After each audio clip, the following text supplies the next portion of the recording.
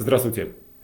Какие меры намерены предпринимать власти для того, чтобы отвести с территории города воду? В общем-то, специальное совещание прошло по этому вопросу в мэрии. Вопрос действительно очень серьезный. Во всяком случае, десятки тысяч горожан, даже вот в зиму, в разгар зимы, страдают от избытка воды в своих квартирах. Поэтому большую часть сегодняшнего экса мы поговорим как раз на эту тему и сделаем это сразу после рассказа о наиболее заметных событиях дня.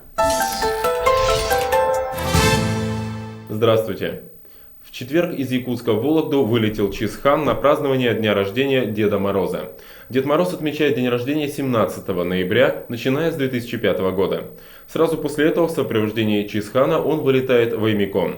23 ноября якутский коллега вручает ему посох холода. С этим посохом Дед Мороз объезжает десятки российских городов и приносит туда зиму. Наверное, это сообщение у кого-то из наших телезрителей ведь может вызвать и усмешку. Безусловно. Почему бы нам теперь не праздновать день рождения Бабы Яги или еще других каких-нибудь сказочных персонажей? Ну, на самом-то деле, здесь речь идет не столько о ностальгии по детским воспоминаниям, сколько, в общем-то, о серьезных деньгах. Ведь это коммерческие проекты. Я вот, по крайней мере, знаю, что в Вологодской области, где Великий Устюг находится, родина, вернее, резиденция Деда Мороза, да, они вот за прошлые годы смогли раскрутить вот этот проект и в несколько раз увеличить доходы предпринимателей, которые занимаются обслуживанием туристов.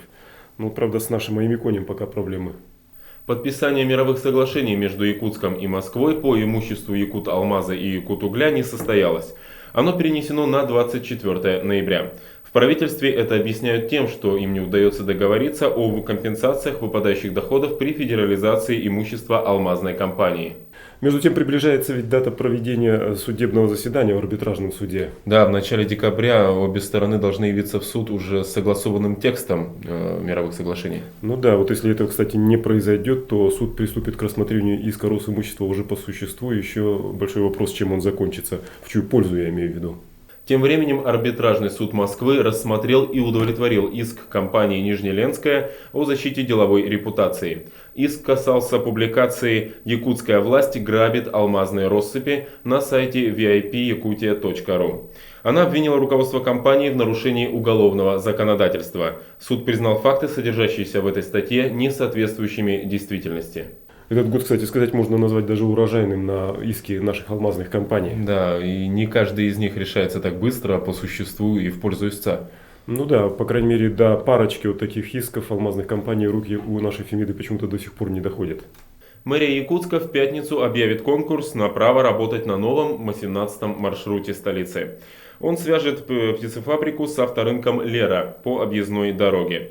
Автобусы будут выходить с Сергеляхского шоссе на улицу Дежнева, затем с улицы Дежнева по проспекту Ленина до улицы Октябрьская. С улицы Октябрьской они будут поворачивать на улицу Пояркова, доходить до улицы Дзержинского и идти мимо столичного рынка до конечной остановки.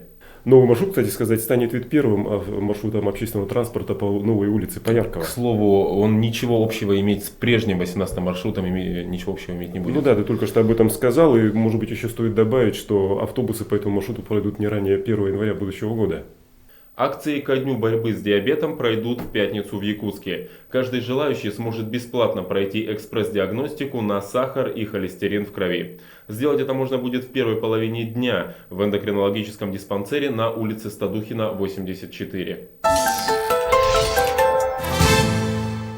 Ну а теперь давайте поговорим о водном нашествии на наш город.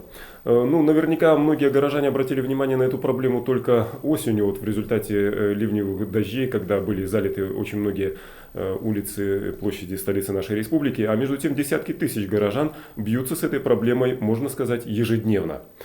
Месяца назад мы рассказывали об этой проблеме на примере 17-го квартала и прилегающих кварталов. Упоминали о том, что такая проблема существует и на Сайсаре. И тогда же указывали ряд мер, которые власти готовы принять в отношении ликвидации вот этого наводнения. Сейчас система, если знают кто, департамент МЧК задействована следующим образом. Перекачка от улицы Якутской через новообъездное шоссе напротив. Вот эта система, так сказать, мы ее просто доведем до логического конца и подвяжем все улицы поперечные, то есть начиная от улицы Песчаной, дальняя, 8 марта, как я сказал, Халтурина, дренажной системой к этому квартальному водосборнику. Вот первоочередные мероприятия по этим кварталам. Значит, планируется продолжить работы по округу строительной, значит, в границах улицы Строителей, получается, также Жарницкого, в сторону улицы Кальвица. Следующим образом, по улице Жарницкой до улицы Песчаной сделан лоток железобетонный в этом году. У нас не сделан лоток по улице Рединская в полной мере. Мы должны до улицы Халтурина дойти. То есть артерию вот эту вот ключевую, так сказать, квартальную, мы должны до логического конца довести. И к ней также подвести дренажной системой, которая может обеспечить и сброс, так сказать, с локальных мест откачку воды через дренажи в эту вот, так сказать, ключевую артерию.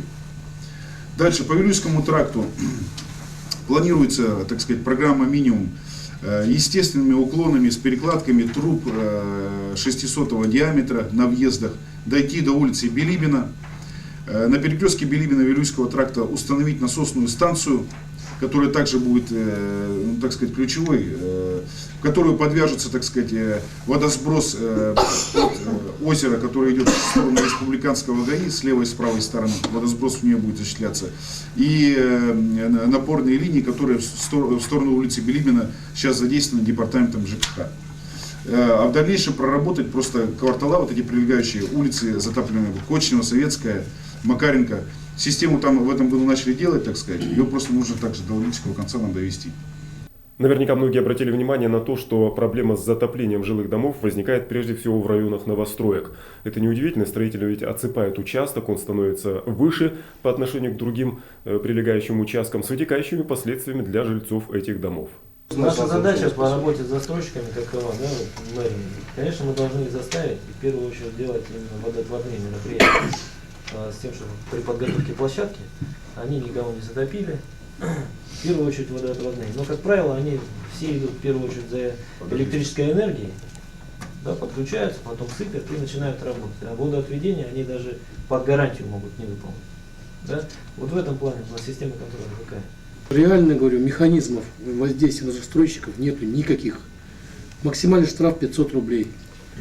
У ГАСа вообще отказывается даже как-то, значит, регулировать эти отношения, потому что говорит, мы чисто надзорная организация.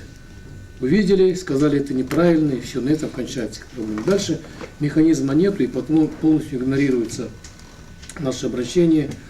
Вот, потому я просил бы в пункт протокола внести, значит, чтобы со стороны правового управления у нас была какая-то правовая поддержка, правовое прикрытие было тех мероприятий, которые мы планируем провести. Почему я об этом говорю? Потому что у нас сейчас сложная ситуация, кризисная по гражданке Москвите на Хатынряхе. Фактически мы, как пример просто привожу, может, не просто мы по своей воле вошли к ней на участок и взломали ее территорию фактически. Вот. Хорошо, что сейчас какие-то еще есть возможности, переговорный процесс идет. Вот. Потому мы отрегулированы с помощью правового управления, но механизма в целом нету. Нету механизма. Ну, печалиться не будем на этот счет. Механизмы ищем как бы непосредственно в ежедневной работе, да? Наверняка многие обратили внимание на то, что проблема с затоплением жилых домов возникает прежде всего в районах новостроек. Это неудивительно, строители ведь отсыпают участок, он становится выше по отношению к другим прилегающим участкам с вытекающими последствиями для жильцов этих домов. Вами самими подписаны договора на металлические гаражи, которые вертикальную планировку подняли. Конкретно вами. Вы сами подписали, теперь вертикальная планировка поднялась, заградили даже тот сток, который должен был уйти в горканал, и теперь как бы проблема возникает уже на уровне бюджета города.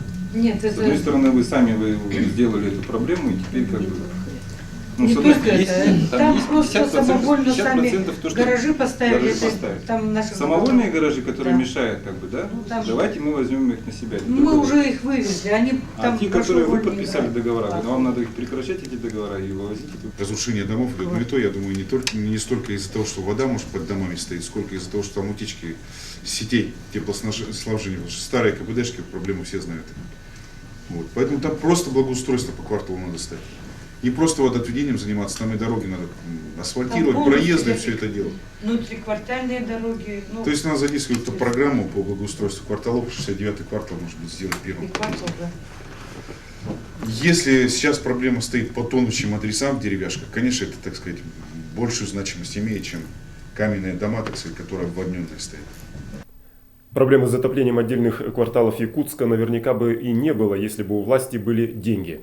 Но, тем не менее, что получается? Вот на будущий год, когда сейчас формируется проект бюджета, выясняется, что минимум 1 миллиарда 200 миллионов рублей не хватает на первоочередные нужды. Не только связанные с затоплением, но и другими статьями расхода муниципального нашего бюджета. Проблема эта касается финансовая и то, что касается водоотведения. Пока вот в проекте бюджета значится цифра 20 миллионов рублей, а в департаменте дорожного строительства говорят о 70. Вот у нас приоритетные направления, которые были определены на следующий год. Водоотведение, дороги и строительство жилья. Вот из этих всех 3 приоритетов в нашем бюджете только один. Дороги выделены, представлены, и то не в полном объеме. Водоотведение упущено, строительство жилья упущено. То есть то, что мы определяем приоритетами, они потом в бюджете в должной мере не отражаются. Поэтому сейчас задача у финансистов средства по капитальному строительству еще раз поискать, по капитальным расходам, по отраслям по всем, пошерстить. И по максимуму, значит, где надо ужать, где надо увеличить. На 20 миллионов вы знаете, что будете делать? Первоочередные мероприятия, как я сказал, у нас есть, вот то, что я озвучил выше, так сказать, по кругам. Но дело в том, что у нас придется ряд улиц, которые планировалось в работе, их просто, так сказать, исключить. Либо как-то... Улицы у вас вместе с дорогами. Да, я имею в виду, здесь обозначение по водным мероприятиям. Часто они вразрез с программой дорожного строительства, понимаете. Тут многие улицы значимости для нас не имеют. Для этого мы объединили функции заказчика по водоотведению в департаменте дорожного строительства, чтобы, строя дороги, решать проблему водоотведения. Поэтому, если есть момент, что для дорожных предприятий, дорожной службы или ГИБДД какая-то улица не имеет значения, нужно озадачить проблему водоотведения. И все-таки, учитывая приоритет дороги и водоотведения, значит, эту улицу сделать и сделать сладком. Потому что задача у нас, первая, не утопить город весной. Не утопить город. Дороги, если сделаем, как было в этом году, мы сделали, значит, улицу строителей. Потом, значит, по этой улице строителей по луже все равно ездили. Хоть и по новой, но внутри полотно было нормально, но лужа была. Вот чтобы этого не было, в первую очередь надо именно как дорожники посмотреть и проблему водоотведения. Да, сейчас, так сказать, вопрос должен быть с резервным фондом. Мы все-таки просим резервный фонд как раз на эти работы. Резервный фонд не получится, потому что резервный фонд у нас сейчас постановление городского совета депутатов, да, последняя сессия была, 5-я, там было принято решение только на аварийно-восстановительные работы. И на ликвидацию чрезвычайных ситуаций, на ликвидацию, даже не на предупреждение, то есть на ликвидацию еще раз. Поэтому деньги оттуда взять невозможно будет. Я думаю, надо как поступить. В любом случае вот эти работы надо проводить, да, в счет имеющейся кредиторки, и поставить вопрос по 2007 году, чтобы оплатить за счет средств 2007 года. Но при этом надо финансирование 2007 года увеличить. Депутаты за городское собрание, депутаты Илтумена от города тоже за, да? Руководство города за то, чтобы проблему водоотведения к весне решить максимально. Есть объективные причины. Бюджет там у нас какой-то хилый, там, нету денег, но это первоочередная задача. Ее мы должны решить. Сроки у нас ноябрь, декабрь, январь, февраль. Больше нет. Но март может немножко. Вот они, 5 месяцев, в течение которых эту проблему надо решить. Я призываю всех сконцентрироваться именно на этом. Нужны деньги в бюджете? Пока бюджет не сверстан, даже первого чтения не прошло. Давайте задачу депутатов. Я думаю, они поддержат только это дело. Финансисты максимально попробуют изыскать внутри других отраслей. Если надо, говорю, кого-то прижму.